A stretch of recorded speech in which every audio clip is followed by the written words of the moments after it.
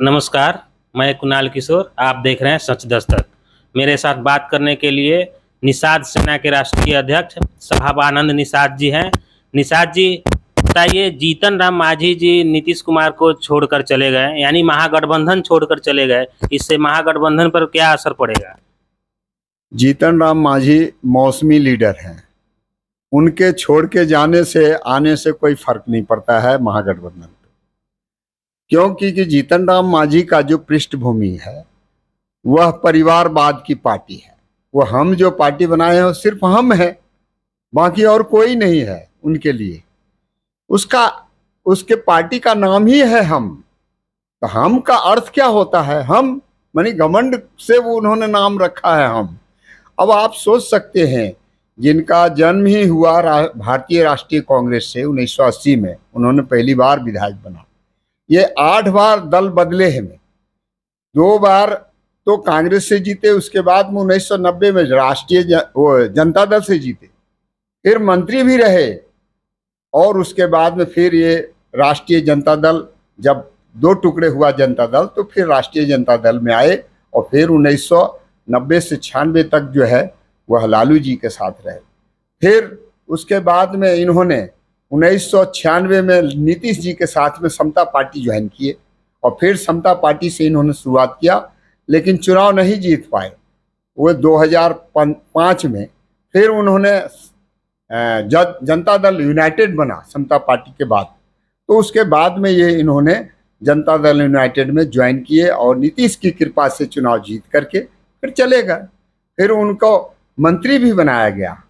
जीतन राम मांझी 2015 में एक ऐसी पृष्ठभूमि, इस तरह से भारतीय राजनीति में, बिहार के राजनीति में एक संकट पैदा हुआ, और संकट कहा जाए तो नीतीश कुमार की बड़प्पन। बहुत से मुसहर लीडर थे बिहार में जनता दल यूनाइटेड में, लेकिन किसी को मौका नहीं दिए।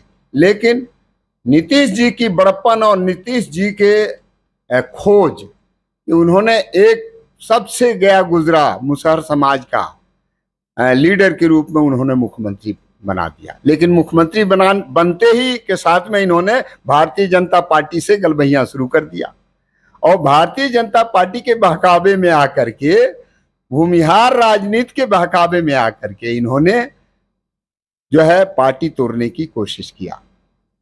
उसके बाद में इन्होंने पार्टी से निकाल दिया नीतीश कुमार, और फिर नीतीश कुमार 5वीं बार मुख्यमंत्री बने, और मुख्यमंत्री बनकर के जब बागडोर संभाले तो इनको पार्टी से निकाल दिया। फिर 15 में इन्होंने अपनी एक पार्टी बनाया, हिंदुस्तान आवामी पार्टी। हम का अर्थ क्या होता है, ये बात आप सोच सकते हैं। उसके बाद में फिर 15 में इन्होंने फिर चुनाव लड़ा, तो 1 सीट अकेले इन्होंने बीजेपी से मिलकर के चुनाव लड़ा था 23 सीटों पे। लेकिन मुसहर एक भी समाज को, सामाजिक लोगों को कभी टिकट नहीं दिया, और जब टिकट ही नहीं दिया तो आप सोच सकते हैं कि ये कितना परिवारवादी आदमी है। एक अकेले बेचारे 280 वोट से चुनाव जीत गए खुद। आज जहां के ये विधायक हैं उस क्षेत्र से अकेले ही जीत गए, जबकि उस वक्त में ये 2 सीटों पे चुनाव लड़े थे। लेकिन 2 सीटों में, 1 सीट में तो इनकी जमानत जब्त हो गई, दूसरी सीट में ये जीत करके आए।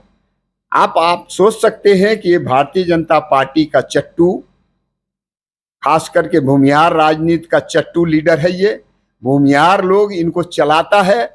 आज फिर 20 में इन्होंने चुनाव लड़ा अपनी पार्टी से चुनाव लड़ने के बाद में 13 सीट इनको दिया भारतीय जनता पार्टी ने, और 13 सीट में 4 सीट जीत के आए। एक भूमिहार जीत के आया, एक भूमिहार मानी इनके लिए भूमिहार सर्वोपरि है।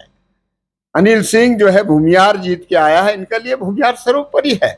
जबकि बिहार की राजनीति में लोग भूमिहारों से घृणा करते हैं, कारण कि उनकी भूमि को हरण करने वाला, उसका नाम ही पड़ा।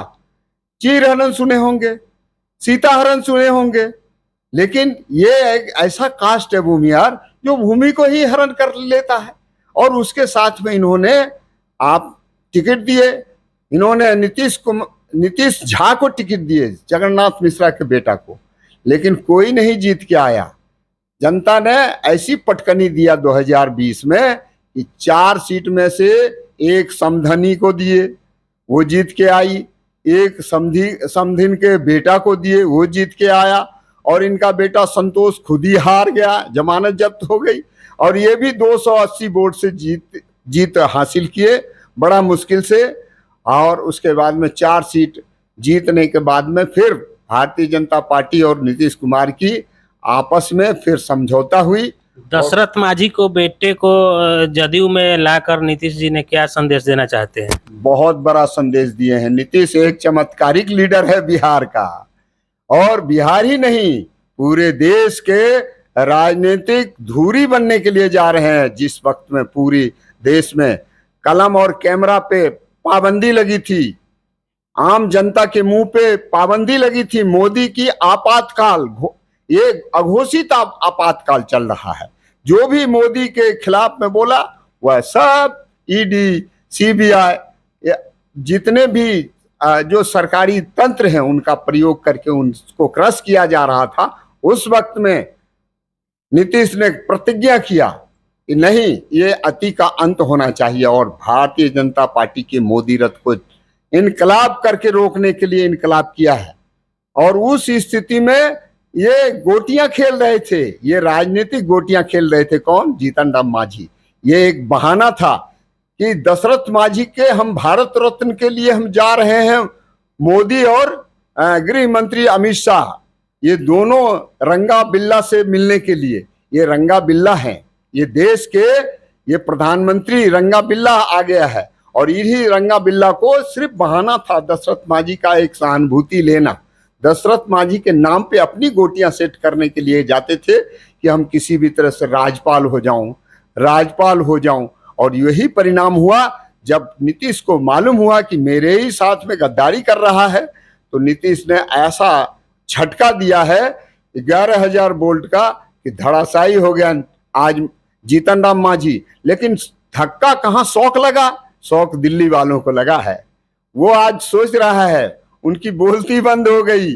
और यहाँ तक कि जिस दशरथ मांझी ने अपने 22 साल उम्र गुजार दिया, 22 साल उस पहाड़ को काटने में एक विश्व रिकॉर्ड कायम किया, उसे विश्व रत्न होनी चाहिए। लेकिन ये मोदी सरकार इतना निकम्मी सरकार है, इतना अधिनायकवादी सरकार है, इतना बेईमान सरकार है कि वो विश्व मानता है उनको, लेकिन यह मोदी नहीं मानता है। उसके बेटे को कल मैंने जो देखा घटनाक्रम कि दशरथ मांझी के बड़े पुत्र भागीरथ मांझी को ले आकर के जो है ना, उन्होंने घोषणा किया कि गया से अगर लड़ेगा जदयू का कैंडिडेट तो भागीरथ मांझी लड़ेगा।